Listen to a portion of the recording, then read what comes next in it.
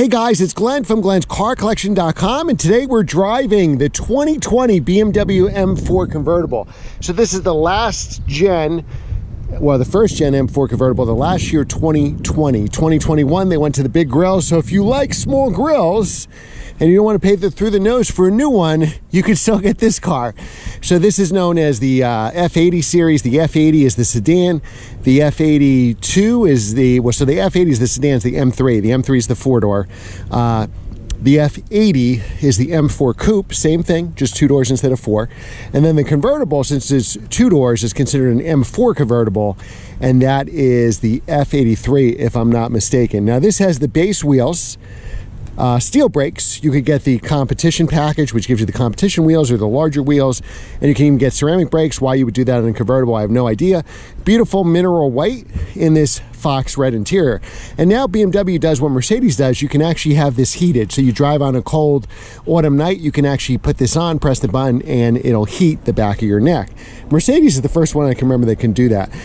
And we've reviewed one of these cars before. I believe it was a black sapphire one. I forget the color interior that we have on the channel, but that was a dual clutch. This is a 6-speed manual transmission. So let's take a look around the car and then we'll take it for a spirited drive. So we do the latch twice. Now the convertible weighs about 400 pounds more than the M4 Coupe. And the newer generation, it's a little less, about 300, 350, because it's a soft top instead of a hard top like this. So you press it twice. There's no secondary latch here. You don't have to do anything here. And here we have an inline, 3-liter inline 6-cylinder, not a V6, inline, turbocharged, 425 horsepower, 406 foot-pounds of torque. If this was a competition package car, we'd have an extra 25 horsepower, bringing it up to 450, but the same torque at 406. I love this carbon fiber shock tower bar. The battery's in the back to save weight, but these are your leads to press the battery. If you want to plug it in, leave it on the tender, you open that up. I always keep my car on tenders. There's not much trunk space. It's kind of, I'll show it to you, because obviously you have a retractable hard top, not a soft top. The reason they went back to a soft top, besides saving weight, people want buyers want people to know they bought a convertible, so they prefer a soft top. You probably want it garaged if you're having that soft top. So we can close this up. It is a power trunk. What we'll do is we'll start it up and we will raise the roof.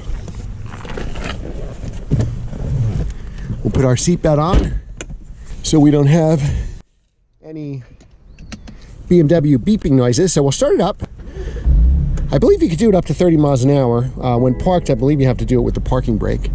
So now, here we go. It's coming, right? Watch the rearview mirror. Here it comes. It'll fold out. Just make sure we got it in neutral.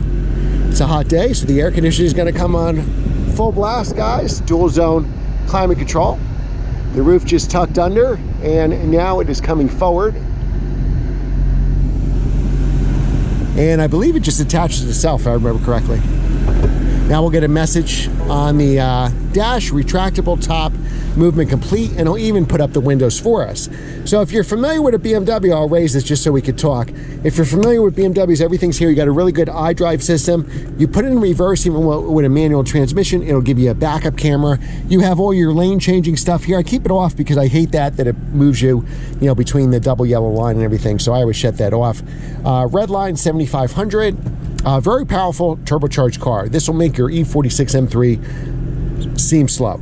2 cup holders here. You can play around with suspension, steering.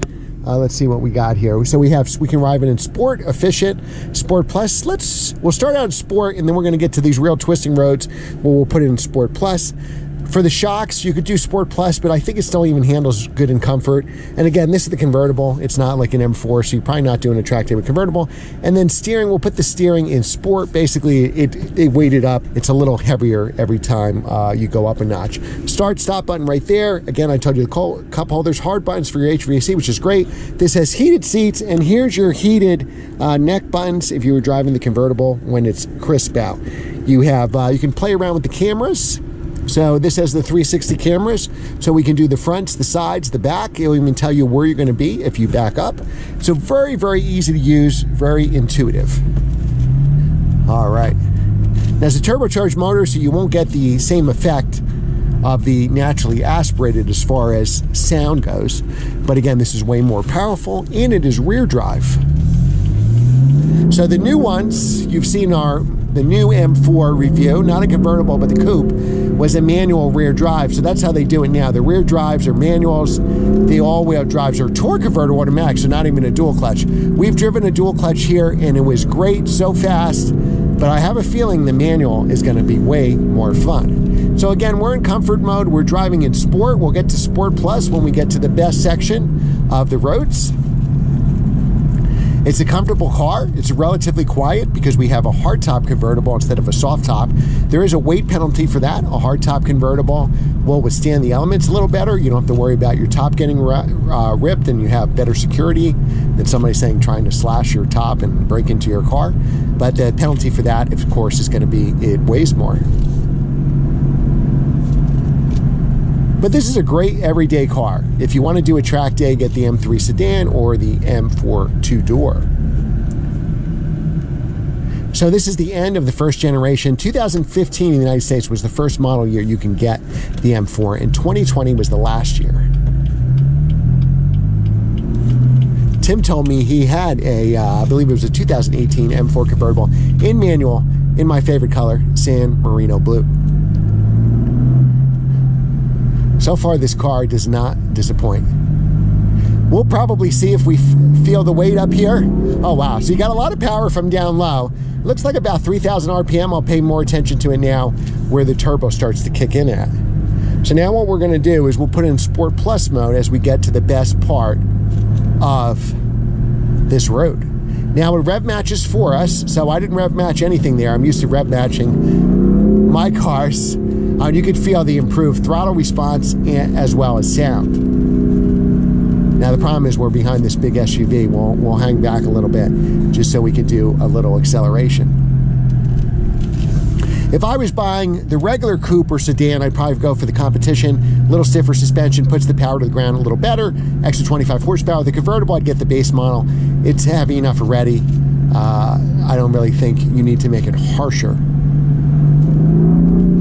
Yeah, now the turbo's kicking in about 3,500 RPM. I feel the power. There's a straightaway coming up here where we'll give it a little acceleration. I love this hood bulge, by the way. All right, so now we can accelerate. And now we'll downshift. We got steel brakes. It rev matched for us, so we can essentially go into every gear but first.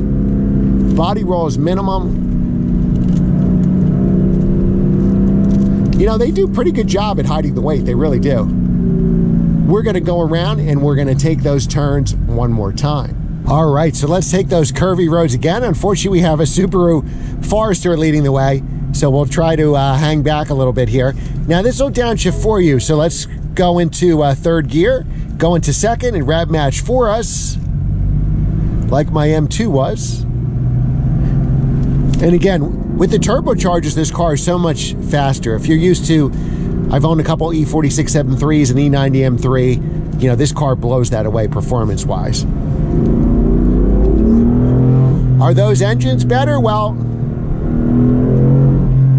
those engines are nowhere near as powerful as this car. Now, again, we can play with the settings here. We can do a shock setting. We can do, so driving in Sport Plus mode for shocks. We can put the steering in Sport Plus, makes it a little stiffer. I usually do comfort mode with the transmission. Comfort steering, it gets softer. Rear drive, nothing better than a rear drive manual. And the fact that it's convertible really makes it a true summer car. Now, you could drive these all year round, don't be scared. On my E90 M3, I had Blizzaks and it was fine in the winter. Hardest part was getting out of my driveway. Once I was out of my driveway, it was fine. Tires are more important than how many drive wheels you're using. It's a pretty comfortable ride. If you get, this is a non-competition car.